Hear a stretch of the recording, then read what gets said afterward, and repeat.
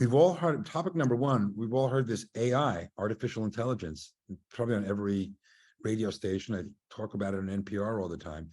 And what is it exactly, and how will it affect you?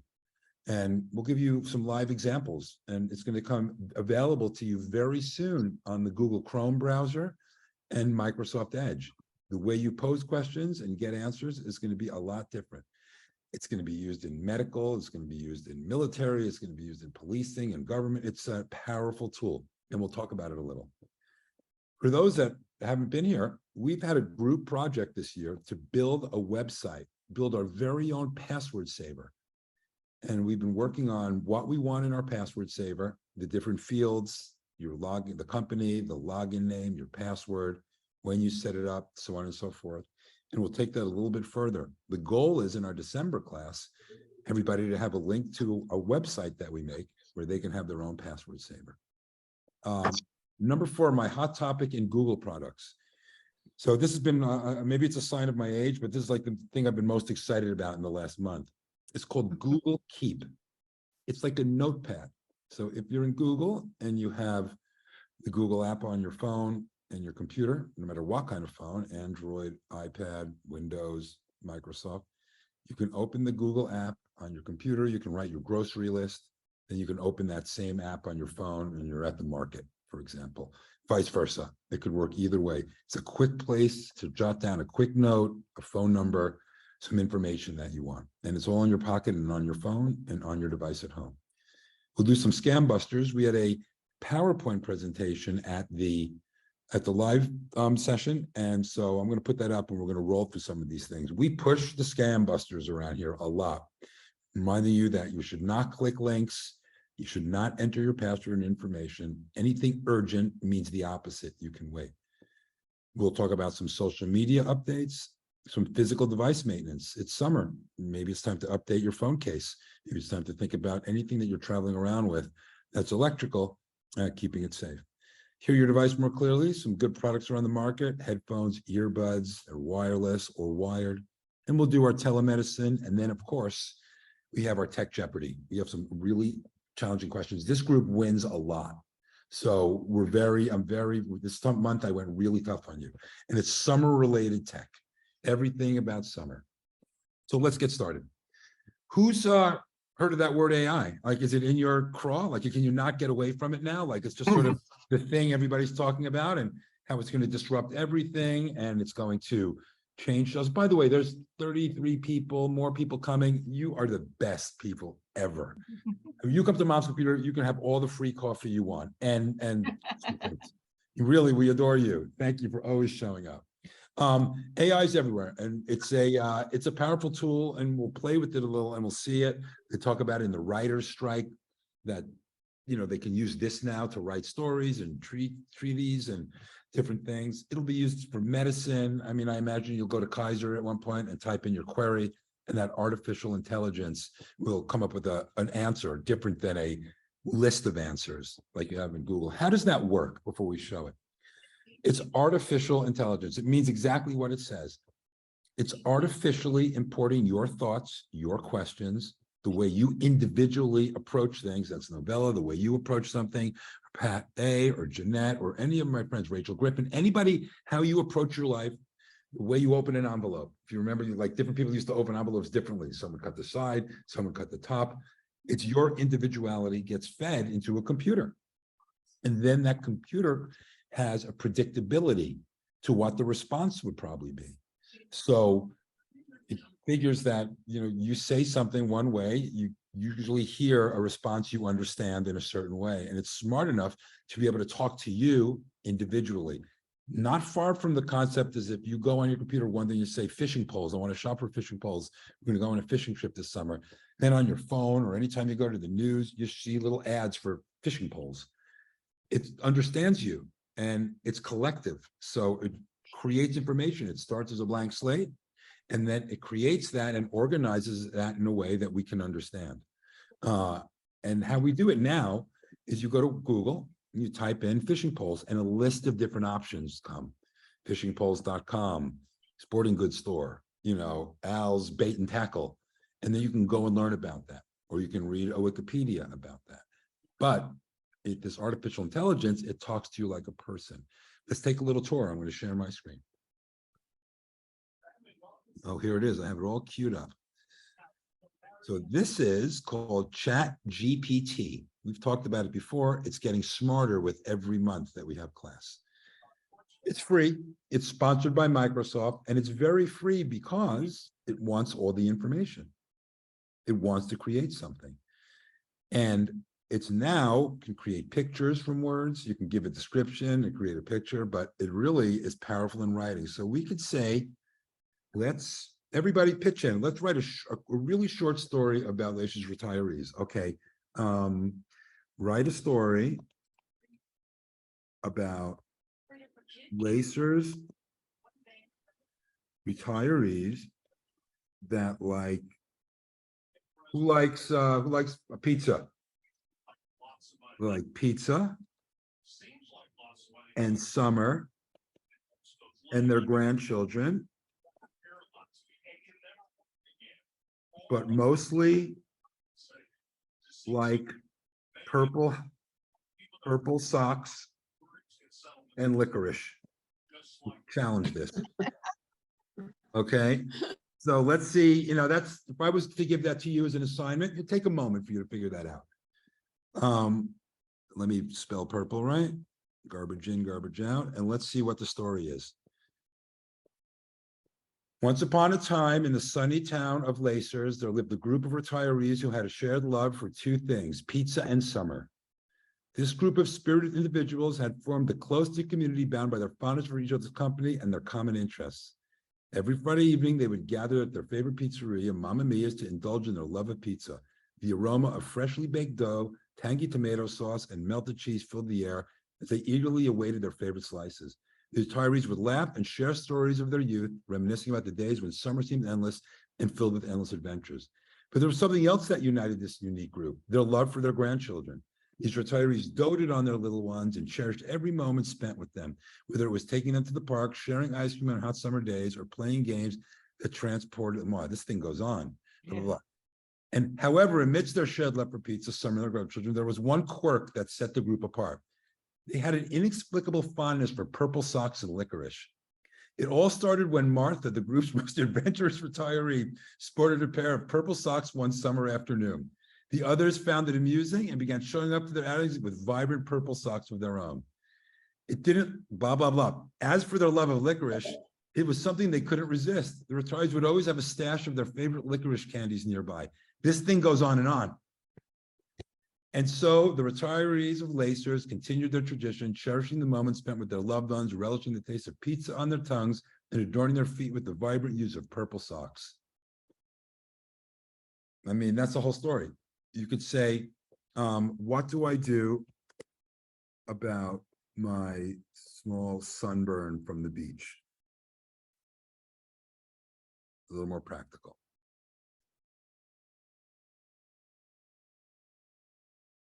And now it's talking to you. If you have a small sunburn from the beach, there are several steps you can take. And it's not giving you links to different things, the Mayo Clinic or, you know, what you should do. It's actually talking to you. And of course, it's giving you a warning at the end. If it's severe, seek medical attention. Now, this is called ChatGPT. This is practice. This is all going to come to you very soon. Who's a Google user? Who uses Google? And who uses Google Chrome? I use Google. Okay, is that Miss Moore? Okay, so let me show you something where it's all going to be available. It's probably on your page now. I'm going to go back to share my screen. I'm going to go to Google Chrome. Now, I'm in my Google Chrome and I'm signed in. Do you see that little beaker on upper right? Search Labs, that's going to be the artificial intelligence in Google. We're going to click that, and it's not ready yet. So I'm not going to click, I don't want an email. I'm going to join the wait list. And now when it becomes available, I will have that. The other one that it's going to be really powerful on is Bing, which if any of you use Bing, Microsoft, it'll be available there as well. But on Google, I'm pretty excited to see what Google does with it, and because they're just so huge. So it's going to be coming everywhere, and it's a product that's it can be sold. So like the person that created the AI could use it with your like your medical provider and your auto mechanic or your insurance agent or any of those things that you do. Anybody have any questions or thoughts on that? Please. Yeah. So if you use it through Google, do you use the chat GPT? For in ChatGPT is an experimental site that's funded by Microsoft. So you can download that and use it, but it's more for fun, like doing what we were doing now. Okay. Soon, when it's embedded in the browser, and it is Flag Day, Russ. Russ said it's Flag Day. I will put my flag up. And Russ, look at that. You're wrong. I got red, white, and blue right here. It will be made easy for you to use Novella. You won't have to download anything special. You'll go to your Google Chrome browser, and there will be your little beaker, and you'll be able to use that. And I'm sure they'll integrate the two between the two. But I'm sure in 2 years, it's all we'll be doing. If you can remember, who remembers when they got their first emails? You know, it took before you got your first email, you were still doing things practically, but in pretty quick, you gave up the old snail mail method or the letter they would pass around the office with the little string, the interoffice memo. Remember the interoffice? Anybody remember that? With the and everybody would write, it would be like a lineage of where it went. I remember that. And talk about how we didn't get COVID back then. I have no idea. You know, we shared everything. But we had a hand up. I see Irene. You're muted, Irene. Feel free to unmute yourself. Sorry, I was. Okay. But that was my questions along the line of Chat GPT. Is that actual what the artificial intelligence is? And is it part of Google or was going to be something an app or something we had to download? So ChatGPT is what actual artificial intelligence is. It's not beautiful. You know what I mean? It's not a beautiful interface website. It's sponsored by, it's a nonprofit corporation. It's sponsored by Microsoft. Oh, okay. And it's in San Francisco. And these are real Stanford eggheads. You know what I mean? Those kind of, you know, Caltech, those kind of people. And it's really just created to be able to make this work. But it's working so well, they'll sell the technology to Google or Kaiser or anywhere possible. Now, you won't have to download anything. When it becomes available to you, you'll see it on your web browser. Whether you're using Safari, if you're an Apple person, or you're with Chrome because you like Chrome, or Microsoft Edge, which is native to Windows. I imagine Firefox will use it as well. It's going to become widely available. It's going to become so available, a small shop like Mom's Computer will be able to use it, you know, for tech questions. And is it going to be something that just kind of jumps in on us, or is Yes. it? Or Did you is see what I it showed we you get just now? a Let me show you choice? this, Irene. So Let we me don't get share a this. choice whether No, you won't. we get don't a have a choice You will not get a choice. whether we want to be. I don't want to say spied on, but kind of. It doesn't take much because we're going to give it away for free, just for the convenience of ordering a pizza online. You know what I mean? It's like, it's funny, I know. But that little beaker on the right, they just embedded that. That wasn't, when last time I taught you this wasn't there. It's Right. So that's a new thing they've added. So it'll Wow. enter your life unwillingly. It'll be an uninvited summer guest, family member that stays too long, perhaps. You know what I mean? Or never Yeah. leaves. Or never leaves. Or like the GPS in the car, you know, if I get up every Tuesday morning, I go to Zumba, and I get in the car on Tuesday morning and it says 5 minutes to Zumba. I'm like, how do you know that's where I'm going? It's because you've set your GPS and your clock knows the time, and you have a calendar event, and it's saying, Right. Irene's yoga class is at 10 a.m. and it's now 9:55. Let's get a verbal warning. By the way, you can change those settings. No warnings in your calendar. Many of Oh, those okay. settings, if you go to your calendar, there'll be send me a notification 10 minutes before the meeting, a day before the meeting. You can control those if you don't want that last minute reminder. Okay. You would go into your calendar, open that calendar event, and find somewhere it says notifications. I see Pat has a question. Yes, I've heard a lot of sinister stuff about AI. And how do we protect ourselves, or I don't know.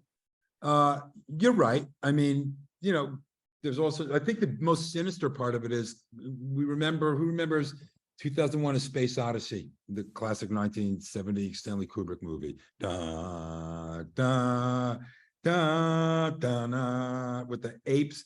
At the very end of the movie, he's being controlled by a voiceless speaker called Hal, who's helped him the entire movie. And at the very end of the movie, he's stuck in a predicament, and he says, I need help. Hal, help me. And Hal says, I'm sorry, I can't help you. Right? So we're scared because, like, this invisible voice can take us to the end. It's not like if you and I, Pat, are going down the road and I look at you and say, Pat, you're the one that said made a left, make a right, and then go on I-10 south, east for 10 miles. And now we're lost. You won't have the ability, to shame Pat that got us lost. They'll be talking to a computer. But, that being said, we trust this stuff anyway. We've been giving our information away for years. My sense, if you look at the benefit, Pat, let's talk about disabilities, blind, hearing. This is going to be able to create braille pads, that you can work with the AI, where it's going to, instead of saying, click on this link to learn more, you'll type in your braille computer and you'll feel the answers like a human being. It'll affect every kind of disability in an amazing way. And, it'll, I think, in some ways even the playing field, because now if you come from a high income community, the Wi-Fi is great. There's a lot of great information. In the old days, it was a library closer. And now it's all on the computer for somebody to learn with. How it will also help us as end users that buy computers every 5-6 years, or, use clunky computers, is it won't matter really what kind of computer you have anymore. I do get to the point where you're using a Windows computer or a Mac computer, it really won't matter. You'll get to that page and you'll do your business. I think it's just going to become part of the experience. I imagine the self-checkout stands at Ralph's and Vons and those will be deploying a lot of artificial intelligence to help you check out faster and get what you want and stop shoplifting as well. Like, you know what I mean? Like, they have ways of studying all these things. So it's inevitable, but like anything on the computer, stuff in, stuff out. If you don't put it in there, they don't know it. They know my IP address, which is internet address for my computer. But if I'm not doing anything on my computer, there's nothing in there, right? So if you're doing your business wisely, and then it's sort of part of the next generation of computing. Ratna. Yeah, I was wondering, did you say the Google Keep was the same as that beaker? No, Google, we're going to get to that next. I love Google Keep. Like I said, it's another subject, Ratna. I'm glad you brought it up because we're going to segue there. And it's a sign of where I'm at in life that this app has been my obsession for about a month now, and so convenient. But wrapping up our AI talk, it's coming. If you have a Chrome, look for that little beaker. If you want to join the wait list, if not, it'll be here in due time. I imagine it'll be back to school. They'll save everything up, and then come late August, early September, they'll start deploying it. And it's people have passed the bar exam with it, like asking these tough questions. So it's a new thing, but I think us as a group, and certainly you all, have been through a few new things. Who started with a ditto machine before a copier? Any other AI questions? It's nothing to be afraid of. At the end of the day, you put in. I don't have a AI, but everybody's going to this WhatsApp app and doing their messaging back and texting back and forth. And I don't know anything about it. And I don't know whether it takes the place. If I have it and I use it to send somebody that doesn't have it, do they get my message? Let's take a segue. Let's take a segue, because this is a great summer conversation before we get to Google Keep. So what Linda's talking about is an app you can get on your phone called WhatsApp.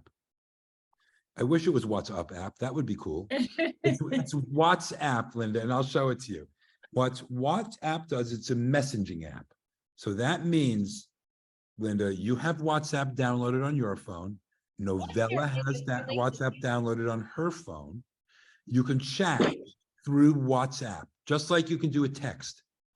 The difference is, and the reason a lot of people like it, is it's free overseas. So it really became famous. It was really popular in Asia. You can be in China per se, and you could be in Nevada, and you could chat over WhatsApp. and it works seamlessly. So, so if my daughter here in Vegas has it and I have it and I'm in Australia in October, we can still chat? apps, you could chat, you can even video chat, and it works really well.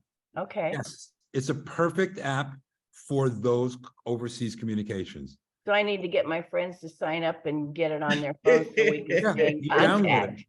Absolutely. Okay, Just download it. Exactly. And thank you. that's what I think it's known for. And it's free. You don't have to pay anything for it. Just download it from are you an iPhone or a Android user? Lindsay? What is it called? Let's put it, I'm gonna put it in the chat. It's called WhatsApp. I'm gonna put it in the chat. That's pretty cool because you get over in these foreign countries and that, and if you try to use your phone, half the time you're getting charged extra charges and, so knowing what to use and what not to use is sometimes Who difficult. remembers long distance charges on your phone? Who remembers Oh, being yeah. not calling grandma in Colorado because, we had a little trick. I don't know, I probably shouldn't tell it, but they're not here to get upset.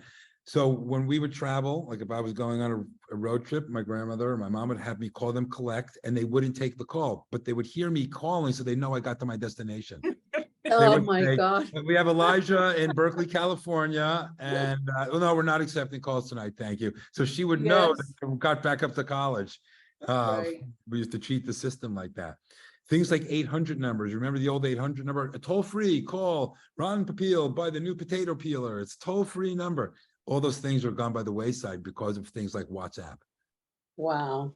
So Yeah. you're saying WhatsApp, WHATS. Correct. apps. Exactly. Okay, if I Yes, may. so we got a I'd note like to- here, a nice from Jeanette. Yeah, Jeanette dropped $75 on a normal call. And then she got WhatsApp to England, and it doesn't cost anything. You can chat all night. So it is a thing. It is a workaround, and you can, you can talk and you can chat and you can video. So do we have any questions on that? That's a mobility app. The only question I would have is if you're on airplane mode, does it still work? No, it needs to be connected to Wi-Fi. Okay, Very good point. It needs to be connected to the Wi-Fi. It needs, or cellular, or, if you have, if it's a cell phone, so you don't need Wi-Fi, you can have it for what you pay for your monthly cellular bill. Does the Yep. WhatsApp work out of the country? Yeah, that's what it's built for. It's built to go between the United States and France, China, Venezuela, I'm just naming countries, and vice versa, or Venezuela, France, between anywhere. And your WhatsApp number is, for a lot of people, has become like their main phone number. And a lot of people like it better than phone app, like your normal text that's tied to your phone number, because it doesn't matter. You can get another phone with a different phone number and still have your WhatsApp login information, and it works just fine. You're no longer tied to that number you have. You're tied to the WhatsApp account. I'd like to go back to Chat GPT. Yeah, You did mention in our session when you first put it up in February that it was better than the internet Google search and that we would have to establish an account. so that's a great question, Ms. Moore. I'll show this again because it's something fun. If you have Google Chrome, if you have, a Google account, and you're using a Google Chrome web browser, Google has just added this new feature. Can you see that little beaker? Right. That is where the AI is going to be. It's not ready yet. They're just saying, get ready. It's a preview. So all you would need is the Chrome browser, and anybody with a computer can download that, whether it's an Apple or Windows, even old or new. Chrome is a very amenable program. It's not available yet. And the minute it's available in next month's class, we're going to go right in there. Believe me, we're going to be the first people to dive in. I wonder how it's going to work with scams. I was just checking because you did say they were in a trial basis at that time back in February, that we could go in and test it as a trial basis. If So you we can want no to- longer do that. No, if you had the wherewithal to go download ChatGPT, sign up, you could do that. It's available to any of you. It's still free, and they would love to have you, by the way. They want your information or questions. it's Chat GPT. You have to sign up though, and you have to log in. But Right. it's coming anyway to your, your browser. So if you don't feel like loading up your computer with yet another app, stand by. It's on its way. Okay. Did it help, Ms. Moore? Yes, because I do take notes and I go back and look at those other previous notes from each month That's as to amazing. what we discussed. And I'm gonna get the video to you too. We're What you gonna. trained us on. Mhm. Folks, I'm gonna go. Any other questions on these subjects? Because I got this other handy one I'm obsessed with. I'm like, Hi, it's, this is Victoria. I do have a quick question. please, Victoria, please. When we're in another country and we're using WhatsApp, do we need to check with our cell phone provider about the internet access? Because sometimes I know there's like a charge for using internet outside the country. So yes, by the way, Linda, what a good topic you started. Bravo. You brought up a good one. It's a hot topic. Yeah, I know. And one of our loyal classmates scores a home run, she deserves to be called out. So about your phone, when I travel my phone, it's an Android. I'm in a foreign country. And I'm in a place that has Wi-Fi, either on my hotel or friends, family, whatever. You can connect your phone to Wi-Fi in that location. Correct. And then you could use WhatsApp.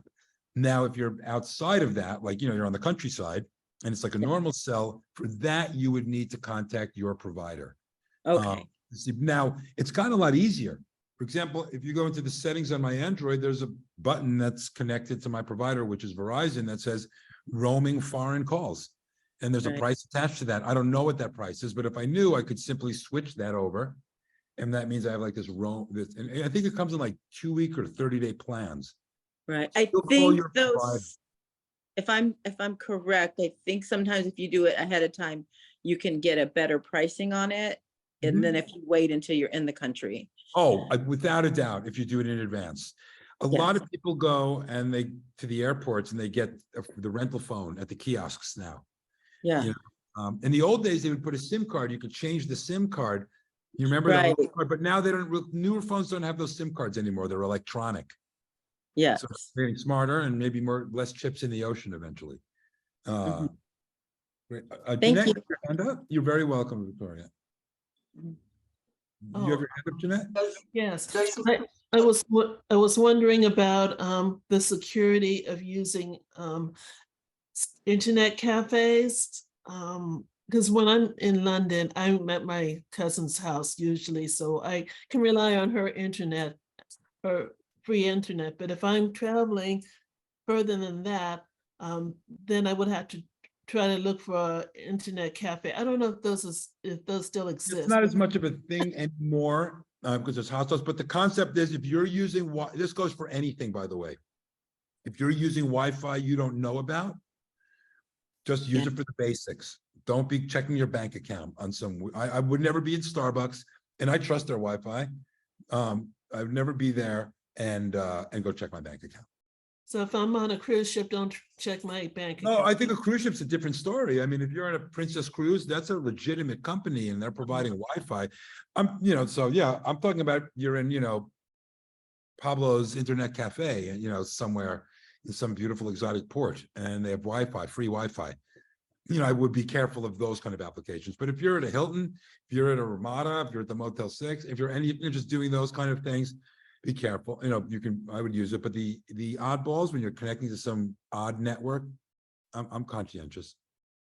But when I'm on the airplane and I get my Wi-Fi, I check my bank. Like I've no problem. I'm neurotically checking, in those applications, just like normal, like I do it every day. So yes, be conscientious. If you don't know your trusted Wi-Fi user, like if you're not in a place, a branded name, be thoughtful about what you search for. Thank you. But it's helpful to be on the Wi-Fi because you can get texts out faster. You can do some basic functions faster. Elijah, I don't really check my cell phone settings since I'm not a cell phone person, although I have a cell phone. Are you saying that on your cell phone, it doesn't have a Wi-Fi setting at all, that we would have to go into a place that does offer Wi-Fi settings? So how that works is your phone is naturally set to work like a walkie-talkie. right? You worked on law enforcement, so you're working with a radio basically. And that means you get that signal you pay for wherever you go, driving around, wherever you're outside of your home. Wi-Fi you pay for in your house, you're on it right now, Miss Moore, on your computer. And in that Wi-Fi, Right. you can connect your phone to your home network, which takes pressure off the cellular, off the walkie-talkie. So the same thing means if you're traveling and there's a place that offers Wi-Fi and you have a password for it, you can locate that on your phone and network settings under Wi-Fi tab and connect to that Wi-Fi. So if you're visiting me, Ms. Moore, you come to the office and you bring your stuff, I'll have you log into our Wi-Fi on your phone, per se. And Okay. same thing goes with, we've all seen it in airports and all that kind of travel. It sounds like we have some travelers coming up here this summer. Anybody else? Before I get to my obsession? Okay, here we go. Are you ready for my obsession? Here it is.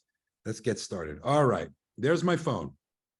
Let me show off about my phone, by the way, while I'm here. All my money stuff, I don't keep on my screen. I don't want anybody to see it over my shoulder. I know there's cameras everywhere. So for example, I put my money stuff in a folder that just says stuff. And as you can see, the Wells Fargo and things like that. I'm a big fan of not telegraphing, there are generations under us that know that's where all the good stuff is. And there's cameras everywhere. So I make a folder and I put things in the folder. By the way, there's WhatsApp right there. Let's click WhatsApp. And it's just like a text, you see? Oh, see, that's my girlfriend's daughter, Emma. She says, I love you. But it's basically text, and a lot of these people that's Russia, Italy, Guyana's in France, that's Israel, that is Vietnam. James is in Vietnam. These are customers. So I'm communicating with a lot of England. So a lot of these people I'm communicating with, yeah, that's Italy. On WhatsApp, as you can see, Miss Wilson, these are just chats I'm having with them on my WhatsApp, and it looks like this. WhatsApp, that green one. And so those are international calls. But this is the one I'm sort of obsessed with. It's called Google Keep. So you see in the very top where it says Keep Notes on my screen? That's a Google.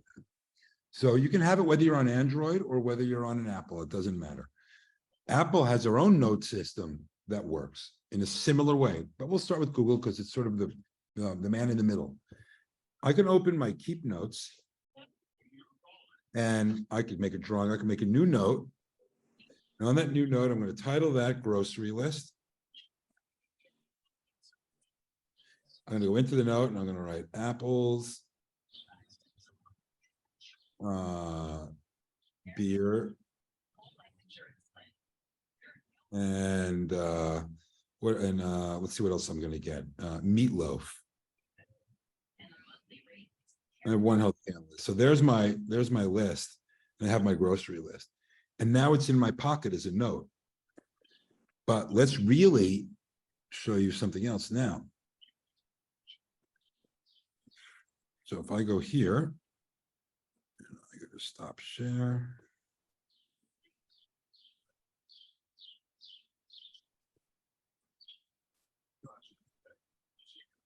So now if I go, let me close this. If I go back to my computer to make this really interesting, so I'm going to go to my Google page.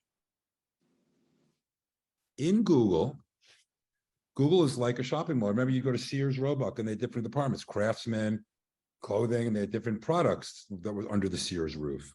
Sears was the main name, but within that store, there was a lot of different products defining different things people want. Google's the same way. They make different products. You can find those products in this grid. Now, you do need to have a Google account in order to make this happen, which means signing in. In Google, you have different apps, and here they are. You've heard of YouTube. They have Gmail, ways to save, contacts. One of them is called Google Keep, and there it is. And it's a notepad. And I can go on my notepad, and I can make a note. I can call it, I'm at home now, by the way. I'll call my grocery list. And then again, I can make my apples, beer, and meatloaf. And I can close that. And then when I open this app on my phone, I will see that list. Does that make sense? It means Yeah. go on your computer when you're at home, you can go and you don't have to be in your kitchen staring around. You just go to your list and just keep adding to it, whatever you need, the whole thing, so on and so forth. And when that's all created, you're at home, you're doing that, and then you can pick up your phone, open the app on your phone, and the list is right in front of you. As well, you have the ability on that app on your phone to delete them from the list, so they're off the list. So you know that you've collected them. Okay. Elijah, is that how that icon shows up on your phone, or how do you get the icon on your Okay, phone? so what kind of phone are you using, Pat? iPhone. So you would go to the App Store, Okay, look for Google Keep, okay. and then you download the Google Keep. It'll ask you to sign in if you're not already signed in, so you want to sign into pat@gmail.com, the same account you're signed in onto on your computer, in your Google account. Elijah, excuse me, Yes, sir. isn't that similar to the notes that's already on our iPhone? There's If a you're an note, iPhone user, it's already in the notes. yes, you just use notes and you head it and then you, The reason some iPhone people like it is because they're on Chrome all day. They're busy doing Google stuff. They're Gmailing, they're using Google, so it's like right at work. in there. So yes, you don't have to go to another ecosphere. You're busy in Google, you're doing your Google Docs or you're sending your Gmails, and then you can go to Google Keep. And so you're not leaving Google per se. Like if I'm in Google, you can cut and paste things. So yeah, it's convenience inside of that world. Okay. As well, with Google products, you can always share things like Pat can share her grocery list with Victoria and say, Victoria, can you get these two things for the barbecue Sunday? So on and so forth. It's very interactive, but Google's like the third man. It fits anywhere. It works on an Apple and it works on a Windows computer. Mhm. When I was a kid, all I did was want a car. Like the style of the car was really important to me, when I was, in the 70s. And I had a 63 Buick Skylark, two-tone. And it was really cool. But now I find like the people that call and care about the design of the computer are minimal. Most people just want a computer, and because they're going to go to Google and it's going to look the same, wherever they go. It also means an older computer will work as well too, because you don't need all the software on. Like in the past, you need a separate app for your word processor, one for your contact list, one for your videos, and now that's all online inside of one company. Apple has that, and even Windows has that. We talk a lot about Google here, but it's sort of the middle person, and it also took over LAUSD, which gives us a little point of reference. LAUSD, Victoria, at the beginning, they were Microsoft people. I think we can remember the iPad debacle when Apple gave LAUSD like $20 million worth of apples, and they had to return it, because it was like an underhanded deal or something. But they were using Microsoft Word because that was the coin of the realm for kids to do their work, or for when you were working, I'm sure it was. I think Microsoft Word is what the city uses. But then they moved to Google Docs, which is free. So it didn't matter. Kids didn't have to pay anything. And they could share it with their teachers. So it became the environment that giant school districts use, which then moved everywhere. Ratna? So for Android phones, do we have to download Google Notes? Yeah, it's either sometimes on Android phones, it comes pre-installed, but you can go to the Play Store, which is the Android version of the App Store, and search for it.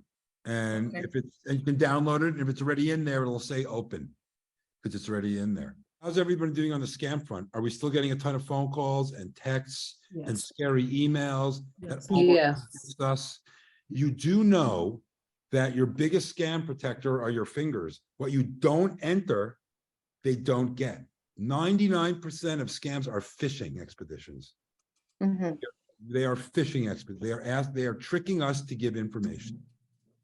So the concept is really the computer is, my grandfather was a boxer. He said, I'm going to teach you how to fight so you can fight back at school. And when you feel that rush of adrenaline, when you feel that computer thing saying you paid this much money, or that you're running out of storage, you're being under attack, you didn't pay the LWP bill, or your friend Jenny needs you to send her $500 because she's in the hospital and in Costa Rica, that's the time to calm down and look at the situation and see the weak point in that argument. look at the email and study it, see who's responding, go directly to the website. So if you get an email from Wells Fargo and it says overdrafted $1,000, you can go to wellsfargo.com and double check that. Probably a scam. So your reflex is to do the opposite of that moment. And this screen, my theory, you've had to bear with me and hear my theory, is this screen is like an episode of I Love Lucy. We're sort of thinking that whatever occurs here has got a beginning, a middle, and an end in 30 minutes. Like it's the nature of a screen, that it's got a middle and an ending. And it means you can stop. You don't have to complete that tension right there, and you can study it. Chances are it's not real anyway. So I'm going to run this PowerPoint. We'll blow through it. But these are Elijah, Yeah. I was gonna say, one of the other things that they're scamming, and they are, of course, trying to target the elderly, is the AI will imitate people's voices and actually call identity theft. identity. Well, or actually they'll pretend like they're somebody's granddaughter or niece or nephew and ask for money. So for example, if you take that call, that scam call, and you say, who is this? Or they're just checking if your number is live and they're trying to copy your voice. About 500 syllables later, they could put a voice behind your face and freak out your sister or something, and try to get money. Let's work through these. So, let's go back. I wanted to do my bold presentation. This is what we showed live, but we're not going to fight over that last cheese Danish here. We're all going to hang out. So here we are, my heroes at Lacers, and you ran the city for me. Remember Ed McMahon? Remember the big check that you were going to get at Publishers Clearinghouse? Did anybody ever get that check? This was a fishing expedition. They wanted your address. And by you choosing magazines, they wanted to know your interests so they could market you. So if you sent in, my address is 123 Alhambra, California, 90179, and you wanted a cuisine magazine, food magazine, and Modern Chef, they would know, let's market Victoria with those items, because one day we might say, oh, she might like this one and she might buy it. It was a way for them to also get your information. And back then it was just an address and maybe a phone number, and then sell that list. So they could say, oh, Victoria buys, she likes sporting goods. So she bought Sports Illustrated and 3 sports related magazines. So I'm going to sell Victoria's address to Wilson volleyballs. I don't know, so I can get my product. Big 5 is a good one. So then they could start sending her flyers because she's shown an interest in sports. This was just a fishing expedition. That's all it was, to get information, a rudimentary basic fishing expedition. And nothing's changed except the way they get it from you now. Okay. Nothing's changed. The 3 basic big ones are email, phone, and text. Email for our group, 50 plus. I heard somebody recently call seniors 47 plus. I kid you not. I was like, that's not fair. I waited a lot of years to get my discount at Sizzler. And now they're just jumping the line over here. Don't laugh. I go to Sizzler once a week. There's not too many of them left. When that goes away, I jump right out the window. So the email is one for us. It's our group. Because and this brings back to Linda's point. A lot of people now communicate on things like WhatsApp. They completely bypass the old email system.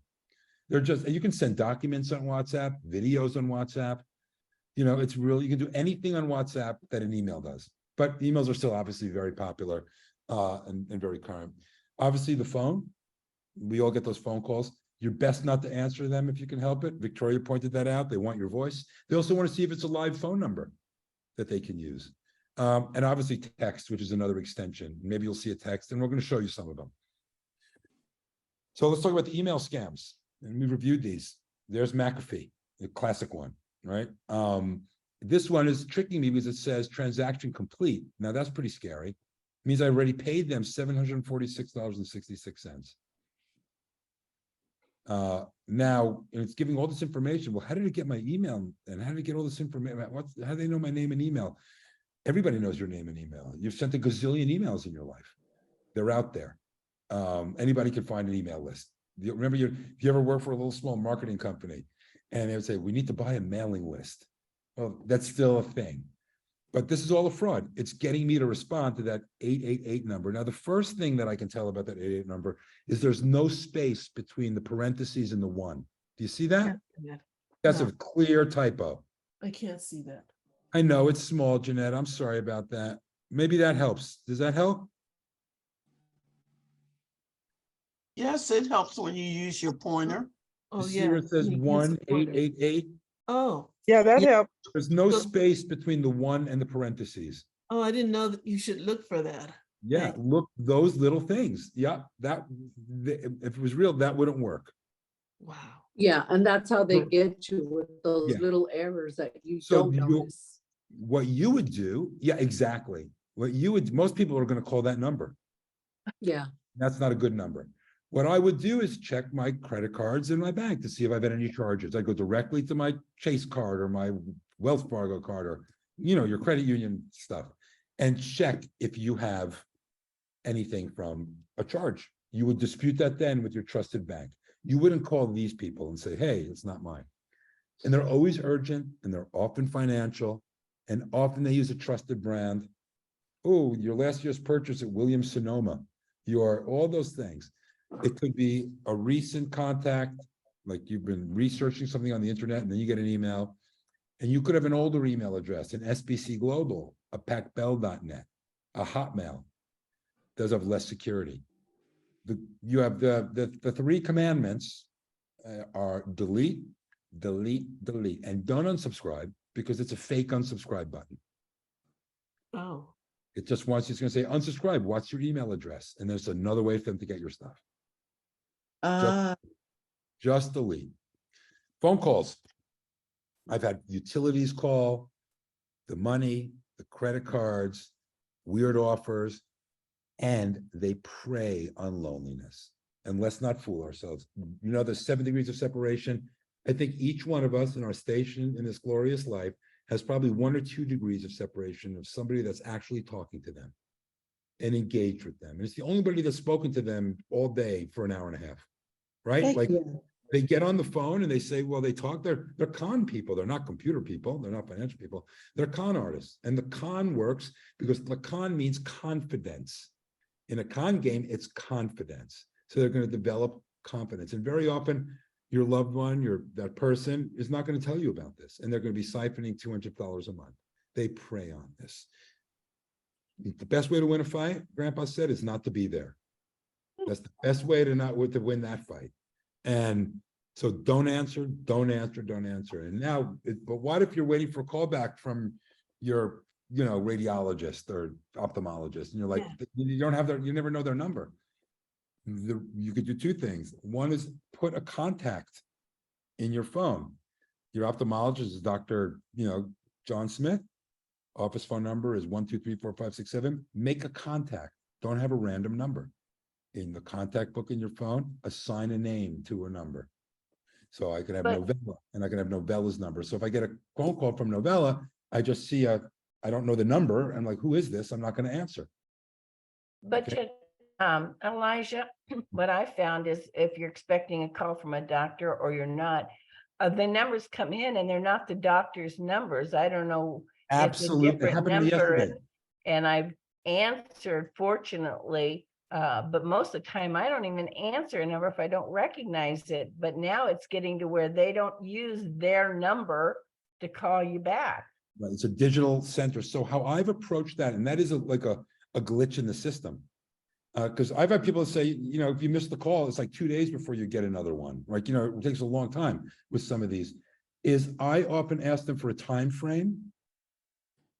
If they're going to contact me back, and I try to look for that time frame.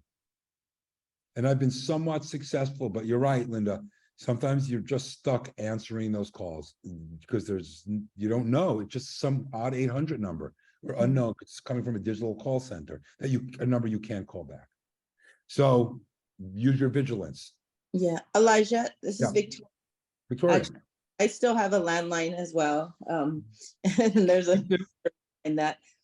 Anyhow, But when I answer, whether it's my landline or my home phone, if I don't recognize the number, I just kind of answer it like I'm at a business and say, good afternoon, how can I help you? Or hello, how can I help you? And if it's a lot of times they hang up because they think they're calling a business. No, So, they hang up because they already got your voice. oh, you think They don't so? want to be tracked. I get calls all the time from different That's- states, even here from Nebraska, but Do. I Mhm. don't answer. I will click it on. And if the person don't say anything, I just hang up. But I Now, don't answer. I just listen to see if they say something. even if you don't answer, at that point, they know it's a live phone number. Mm. Well, I They don't mind know my it- phone that's the being main live, point. but at least they didn't get a voice or At least they anything. didn't get a voice. They only got half of what they went looking for. Exactly. And so Okay. you are all in the Wild West with this stuff. It's, it's not, the rules aren't cut and dry. It is everything that got you this far in life. And if you got this far, you've got some skills. You're going to use Elijah, it. in this explain situation. again. Yep. Explain again how we should answer the phone then, if we shouldn't speak and all of, if we know the doctor's calling, but we don't know when, or we're waiting for some other call, how do we know when to answer? And we if don't know their I'm number. waiting, personally, if I'm not waiting for a phone call, if I don't expect the call, I usually know when the doctor's calling, like I know there's something out there, then I'll just have to risk it and answer in that day. But otherwise, and hopefully we're not spending all day, hopefully doctors are not everyday calls, God willing, then I don't answer the calls. But you'll have to guess if you're waiting for a call back. Yes, the office will call you back with the test results, which they usually don't do anymore, by the way. It's online. A lot of these things can be done online. But there are the times, like I did have an issue with a company, it wasn't a doctor, and they had to talk to get to that department that could help me. They had to talk live. So you have to be safe, Jeanette. And you sometimes when Kaiser does that still, and they need to get better at that. Yeah, If I answer it, it'll say, this is Kaiser with a call from, this is a call from Kaiser. And I can let it go through, but I'm wary about it. So yes, we'll wait for better days on this. But if I'm not expecting a call, I'll let it go to voicemail. But what about if you have an answering machine? It still answers. I mean, they still have your voice. If it's a scam, they won't leave a voice message. It's not. They don't leave a voice message, but they still can hear your voice and they know it's Yeah, a viable it's a number. good point. That's a really good point, but it's not as effective as Okay. me with the intonation I'm doing now to you. Okay, thank you. For example, if we have a recording of this, I imagine at some point I could pump this, I'm going to pick on Linda again. Linda and I have been attending classes here for a couple of years, with the pandemic. It's been great. But I imagine they could isolate our conversations with all the recordings and then create a hologram of Linda and me, and we could have an actual conversation. oh my goodness. With all what we've shared, just hi, boom, this, that. I imagine all that data will go into you remember you pull the string on the back of the doll and it would say, hello, good morning, I'm hungry. Instead, it'll have a lot more recognition than that. Let's talk about text scams. Of course, the odd phone number or this one. It's Emma. I tried to call you, but signal bad. It's been taken I've been taken to the hospital for having a fall this morning. If possible, can you do me a quick favor and text me? So you're not going to answer that text. If you have a friend, Emma, you're going to call Emma directly, Mhm. right? If you don't know an Emma, or even if it says something like, you see on the left, a simple greeting, sometimes I just get hi, or are we still on for Thursday? And I'm thinking, oh my God, I'm missing a job. I spaced out. I'm not going to get to a big job. And, so it feeds on that fear factor of mine that I'm going to miss something. Is this James? Again, that's data mining. That's no different than Ed McMahon saying, what's your favorite magazine? Maybe you'll get $1 million. Don't answer those. If somebody wants you, they will get you. They will pursue you. Don't answer those and just delete them. And again, check your account or the friend directly. So if you do have a friend named Emma and her number is signed to 646-1797, it'll pop up. But if a text comes from an odd number that's not Emma, 313 kind of thing, and twice, but don't engage these. Yeah, I That's get true, those- Elijah, because I received a text, Yeah. phone call, and I didn't recognize the number, but they acted like they knew me based on their text. And then I had to pull out my phone book to see, do I know that number or what? But I text them back and said, if you're so and so and so and so, then you have the right person. And then they did come back and says, yes, I am so and so. And that's my cell number. And they put their home number in. So I knew it was the right person. So you, Ms. Moore, have had a good system that worked analog. I imagine this way of thinking and approaching worked before all this stuff. And you're deploying it now, which is to be applauded. It's really, that's what you're going to use all your logic. You know, it doesn't change now. This machine, because it's easier, you don't have to get up and run to the post office anymore. Doesn't make it any safer. Ratna, I'll get to you in one moment. I want to go through this.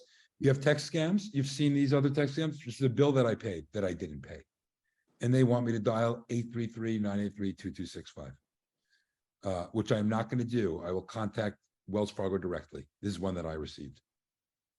And it came from a 410 number. So I don't even know what that is. 3 golden rules of scam prevention. And I want you to put your right hand on your computer, like you're in court. I'm sure who here work for like the legal departments in the city attorneys and stuff.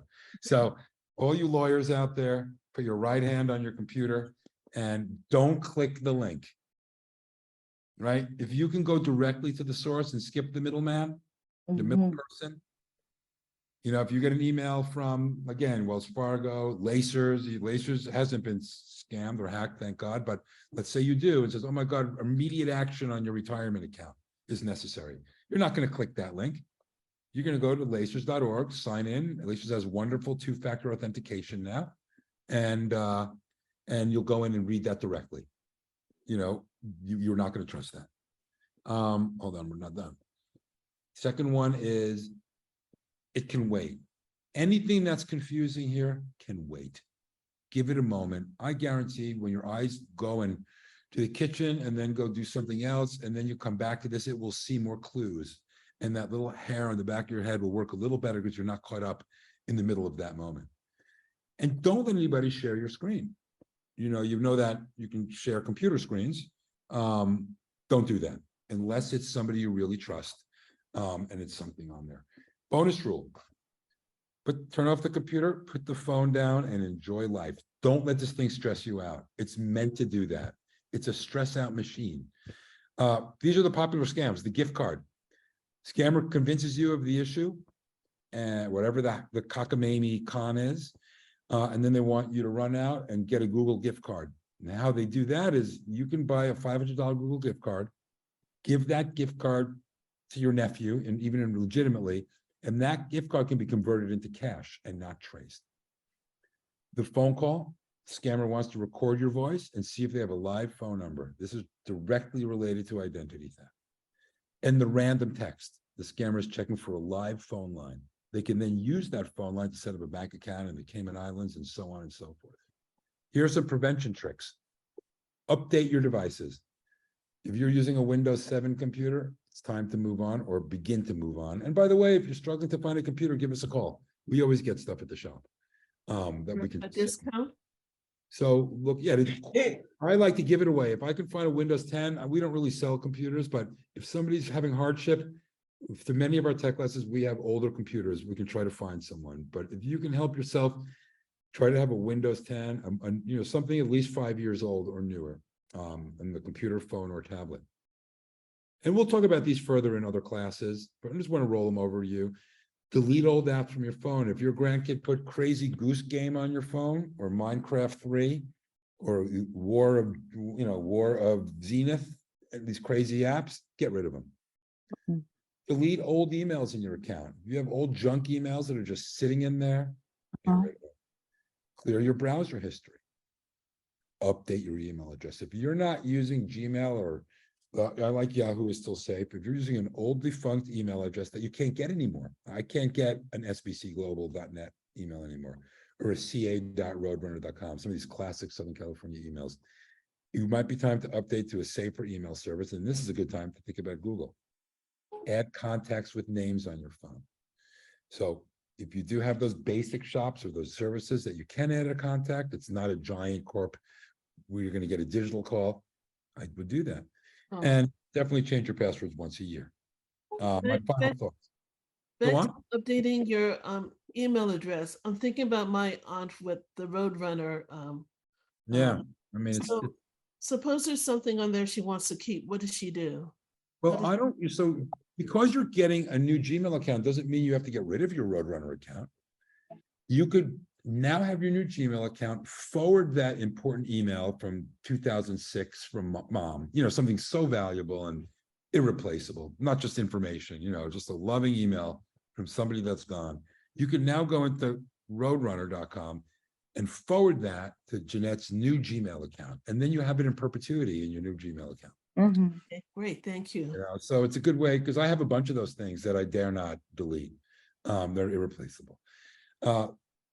There are safe ways to check. Okay, let's read the second one. Most all scams are phishing and trying to get you to give information. Don't loose lips sink ships. That's the giveaway. Don't do that. Your information is highly valuable. You spent a lot of years earning it and protecting it, and you'll continue that. Guard that. The safe ways to check your account is by going directly to the website of that account or using the app on your phone. Use the same vigilance Miss Moore is talking about that she always has used. It doesn't go away because you're comfortable now on the couch with hot chocolate in your shorts and a comfy blanket. You're still at the office and there's still people walking around conceptually. It's an internet. You know what I mean? You're still connected. It might not be physical in your space, but somehow you're connected to a bigger scene the same way you were when you were schlepping to the building all those years. If you see something urgent, do the opposite and think about it for a moment. Check in with someone. Have like that buddy moment. Is this real? What do you think? And don't let this scare you. Enjoy life and the convenience of tech, because the truth is it changes a lot.